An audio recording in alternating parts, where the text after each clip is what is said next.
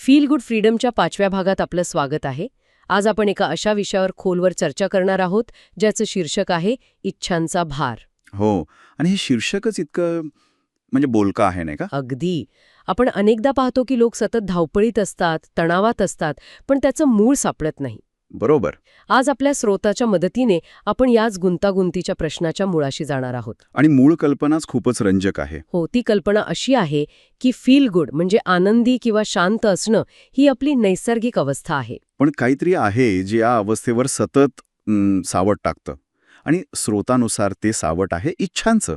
आणि गंमत म्हणजे या इच्छा फक्त आपल्या स्वतःच्या नाहीत. नाही, अजिबात नाही. आपल्या श्रोत्यामध्ये खूप मार्मिक वाक्य आहे जे या चर्चेचा पाया आहे. कोणतं? ते म्हणतात की आपण इतरांची स्वप्न ओझं म्हणून उचलतो आणि स्वतःच्या इच्छांची चिंता बाळगतो. वाह!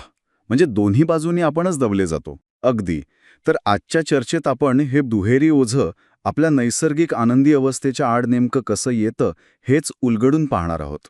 चला तर मग सुरुवात करूया. स्रोताची सुरुवातच एका अशा उदाहरणाने होते जे ऐकून मला वाटलं की हे माझ्याच आजूबाजूचं किंवा घरातलं वर्णन आहे. अच्छा. त्यांनी 4 लोकांच्या एका घराचं चित्र उभं केलंय आणि ते खूपच खरं वाटतं. काय आहे ते उदाहरण? विचार करा, घरात एक व्यक्ती आहे जी सकाळी 10:30 वाजेपर्यंत स्वतःच्या शरीरासाठी, आरोग्यासाठी 5 मिनिटंही देत नाही. पण संपूर्ण घराला कसं नियंत्रित करायचं, प्रत्येक गोष्ट कशी माझ्या मनासारखी झाली पाहिजे, या इच्छेने ती व्यक्ती पछाडलेली आहे. हो, हे तर खूप कॉमन आहे. आणि दुसरं उदाहरण तर आणखीच, म्हणजे घरातली एक व्यक्ती आजारी आहे, 3 डॉक्टरांची ट्रीटमेंट सुरू आहे. अच्छा. पण त्यांच्या डोक्यात फक्त समारंभ, सजावट आणि स्वयंपाकाच्या न संपणाऱ्या इच्छांचं चक्र फिरतंय. हो. आणि याच ठिकाणी स्रोतामधलं एक महत्वाचं सूत्र लागू होतं. कोणतं? इच्छा संपत नाहीत, समज संपते. इच्छा संपत नाहीत, समज संपते. हे साधं वाटलं तरी खूप खोल आहे, नाही का? अगदी. समस्या इच्छा असण्याच नाहीये.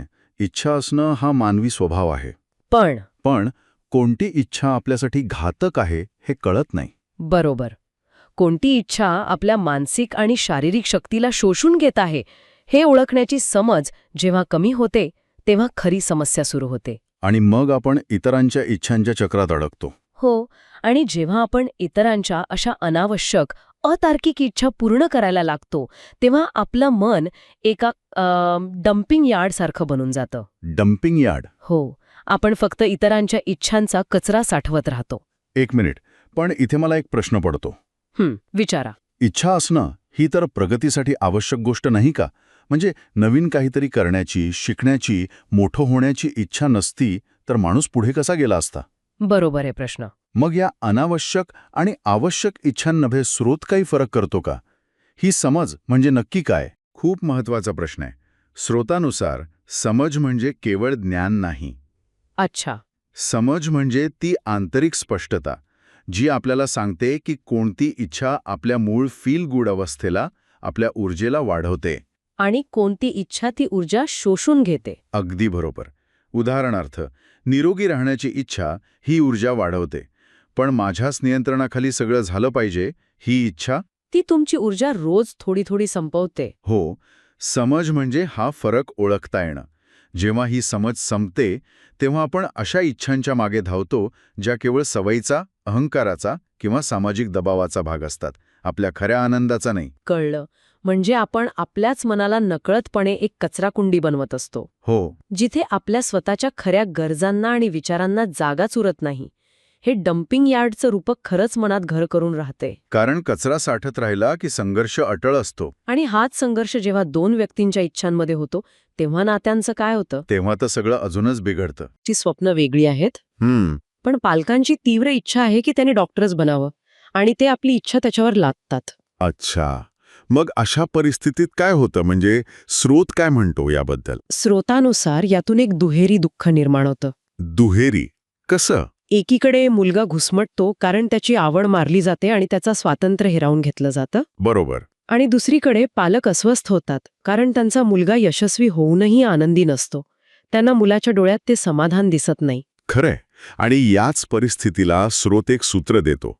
इच्छांचा मिसमॅच इज इक्वल टू जीवनात मिझरी. इच्छांचा मिसमॅच म्हणजे काय? इच्छांमधला हा जो ताळमेळ बसत नाही, हो, ही जी विसंगती आहे तेच नात्यांमधल्या दुःखाचं, सततच्या त्रासाचं मूळ कारण आहे. बरोबर. आणि स्रोत पुढे जाऊन यातून बाहेर पडण्याचा मार्गही सांगतो. एक वाक्य आहे जे मला खूप भावलं. कोणतं? जेव्हा तुम्ही स्वतःच्या इच्छा सोडून देता तेव्हा तुम्ही हलके होता, आणि जेव्हा तुम्ही इतरांच्या इच्छा सोडून देता तेव्हा तुम्ही स्वतंत्र होता. हो, खूप महत्वाचं वाक्य आहे हे. पण या दोन गोष्टींमध्ये नेमका काय फरक आहे? म्हणजे स्वतःच्या इच्छा सोडणं म्हणजे ध्येय सोडून पळून जाण्यासारखं नाही का? नाही, अजिबात नाही. इथे स्वतःच्या इच्छा सोडणं याचा अर्थ आहे आपल्या अहंकाराशी जोडलेल्या अनावश्यक इच्छा सोडणं. म्हणजे मलाच ते मिळालं पाहिजे किंवा माझंच खरं झालं पाहिजे अशा प्रकारच्या. अगदी. या सोडल्या की डोक्यावरचं काळजीचं ओझं कमी होतं आणि आपण हलके होतो. आणि इतरांच्या इच्छा सोडणं? ती दुसरी आणि जास्त महत्वाची पायरी आहे. याचा अर्थ इतरांना खुश करण्याची, त्यांच्या प्रत्येक अपेक्षा पूर्ण करण्याची जबाबदारी आपल्या खांद्यावरून उतरवून ठेवणं. आणि यातून स्वातंत्र्य मिळतं. हो, स्वतःच्या अटीवर जगण्याचं स्वातंत्र्य. आपण काय आहोत, आपल्याला काय हवंय हे ठरवण्याचं स्वातंत्र्य. ठीक आहे, हे सगळं पटतंय. ओझं हलकंही करायचंय आणि स्वतंत्रही व्हायचंय. पण सुरुवात कुठून करायची? बरोबर, प्रश्न तोच आहे. या इच्छेच्या चक्रव्यूहातून बाहेर पडण्याचा पहिला ठोस मार्ग कोणता? स्रोतानुसार याचं पहिलं प्रशिक्षण आहे इतरांच्या अपेक्षांपासून मुक्त व्हा. इतरांच्या अपेक्षांपासून मुक्त व्हा. हो, आणि यासाठी एक विचार मनावर कोरून ठेवायला सांगितलाय. स्रोतातील इंग्रजी वाक्य आहे, you are not a carrier of others expectations. म्हणजे तुम्ही इतरांच्या अपेक्षांचे वाहक नाही. वा. आपण काही पोस्टमन नाही की कोणीही आपल्यावर आपल्या अपेक्षांचं पार्सल लादावं आणि आपण ते आयुष्यभर वाहून न्यावं. खरंय, आपण एक स्वतंत्र व्यक्ती आहोत आणि आपली मनःशांती ही आपली पहिली जबाबदारी आहे. अगदी. इतिहासातली उदाहरणं नेहमीच अशा विचारांना अधिक बळकटी देतात. स्रोतामध्ये बुद्ध, अंगुलीमाल यांची उदाहरणं आहेत. पण मला सम्राट अशोकांचं उदाहरण अधिक जाणून घ्यायला आवडेल, कारण ते एका टोकाच्या इच्छेपासून दुसऱ्या टोकाच्या भावनेपर्यंत पोहोचले. हो, आणि अशोकाचं उदाहरण खूप महत्वाचं आहे, कारण तिथे इच्छेचा केवळ त्याग नाही तर रूपांतरण आहे. रूपांतरण. हो, कलिंगच्या युद्धानंतर जो नरसंहार झाला तो पाहून अशोकांनी फक्त जिंकण्याची, साम्राज्य वाढवण्याची इच्छा सोडली नाही, तर ती जागा रिकामी ठेवली नाही.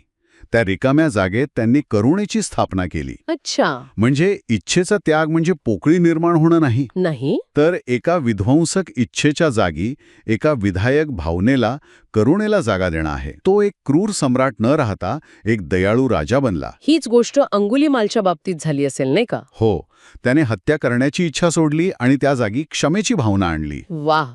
म्हणजे इच्छा सोडणं म्हणजे रिकामं होणं किंवा काहीतरी गमावणं नाही, तर योग्य गोष्टीसाठी, अधिक मौल्यवान भावनेसाठी जागा तयार करणं. नकारात्मक इच्छेच्या जागी सकारात्मक भावनेला जागा देणं. स्रोतानुसार हीच खरी प्रगती आहे. आणि ही कमजोरीची नाही, तर आंतरिक शक्तीची निशाणी आहे. तर या सगळ्या चर्चेतून आपण आता कृतीकडे वळूया. स्रोतामध्ये शेवटी काही महत्वाचे मुद्दे आहेत. हो, ज्यांना शार्प लाईन्स म्हटलं आहे. ते मुद्दे म्हणजे या संपूर्ण विवेचनाचं सार आहेत. पहिला मुद्दा आहे, इच्छा सोडा, स्वातंत्र्य मिळवा. दुसरा, इतरांच्या अपेक्षा ही तुमची जबाबदारी नाही. आणि तिसरा, जो खूपच थेट आहे, इच्छा संपली की तणाव संपला. इतकं सोपं समीकरण आहे हे. हो, जोपर्यंत अनावश्यक इच्छा आहे तोपर्यंत धावपळ आहे, तणाव आहे. इच्छा संपली की मन शांत होतं. आणि या विचारांना कृतीत आणण्यासाठी, आपल्या दैनंदिन जीवनात बदल घडवण्यासाठी स्रोतामध्ये एक संकल्प दिला आहे, एक निश्चय. हो, आणि तो संकल्प खूप शक्तिशाली आहे. तो आहे, मी कोणाचीही अनाठाई किंवा मूर्खपणाची इच्छा वाहणार नाही. आणि इथे अनाठाई आणि मूर्खपणाची हे शब्द खूप महत्वाचे आहेत, नाही का? खूपच. याचा अर्थ असा नाही की आपण कुणाला मदतच करायची नाही किंवा स्वार्थी बनायचं. तर मग काय? पण ज्या इच्छा दुसऱ्याच्या आणि आपल्या दोघांच्याही मनशांतीसाठी घातक आहेत, ज्या केवळ हट्टातून किंवा अज्ञानातून निर्माण झाल्या आहेत, त्यांचा भार उचलण्यास नकार देण्याचं धैर्य आपल्यात असायला हवं. हे बोलणं किंवा निश्चय करणं सोपं आहे, पण प्रत्यक्षात, विशेषतः आपल्या जवळच्या लोकांना, आई-वडिलांना, जोडीदाराला, हो, त्यांना नाही म्हणणं खूप कठीण असतं. यामुळे नात्यात तणाव येऊ शकतो. बरोबर. या संघर्षाला सामोरं कसं जायचं यावर श्रोतामध्ये काही मार्गदर्शन आहे का? नक्कीच. स्रोत सांगतो की हे आक्रमकपणे किंवा भांडून करायचं नाहीये. अच्छा. हा बदल हळूहळू पण ठामपणे आणायचा आहे. सुरुवात स्वतःच्या मनशांतीला प्राधान्य देण्यापासून होते. म्हणजे नेमकं कसं? जेव्हा कोणी तुमच्यावर अवास्तव अपेक्षा लादत असेल तेव्हा त्यांना उद्धटपणे नकार देण्याऐवजी आपण आपल्या मर्यादा शांतपणे पण स्पष्टपणे सांगू शकतो. उदाहरणार्थ, तुमची इच्छा मी समजू शकतो, पण हे केल्याने माझ्यावर खूप ताण येईल आणि माझी शांतता भंग होईल, त्यामुळे मला हे करणं शक्य नाहीये, असं काहीतरी. सुरुवातीला लोकांना याचा त्रास होऊ शकतो. हो, होईलच. पण जेव्हा त्यांना दिसेल की तुम्ही तुमच्या मनशांतीबद्दल गंभीर आहात, तेव्हा ते हळूहळू तुमच्या सीमांचा आदर करायला शिकतील. म्हणजे महत्वाचा आहे तो नाही म्हणण्यामागचा हेतू. अगदी. हेतू समोरच्याला दुखावण्याचा नाही, तर स्वतःच्या फील गुड अवस्थेचं रक्षण करण्याचा आहे.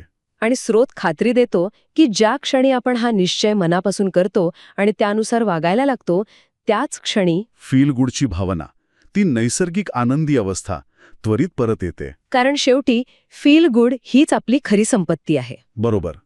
पैसा, प्रसिद्धी, वस्तू या सगळ्या गोष्टी येतात आणि जातात, पण मनाची शांतता हीच आपली सर्वात मोठी दौलत आहे. आपलं आयुष्य मर्यादित आहे आणि आपली ऊर्जाही.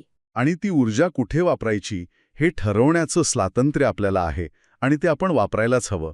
आपण आपले आयुष्य इतरांच्या इच्छा पूर्ण करण्याच्या प्रोजेक्टमध्ये वाया घालू शकत नाही. तर आजच्या चर्चेचं सार किंवा नैतिकता ही आहे की खरी शांतता आणि खरा आनंद प्रत्येक इच्छा पूर्ण करण्यात नाही, तर कोणत्या इच्छा अनावश्यक आहेत हे समजून त्या सोडण्यात आहे. विशेषतः त्या इच्छा ज्या मुळात आपल्या आहेतच नाहीत. हो, त्या ओळखून त्यांना नम्रपणे पण ठामपणे नकार देण्यामध्येच खरं स्वातंत्र्य आहे.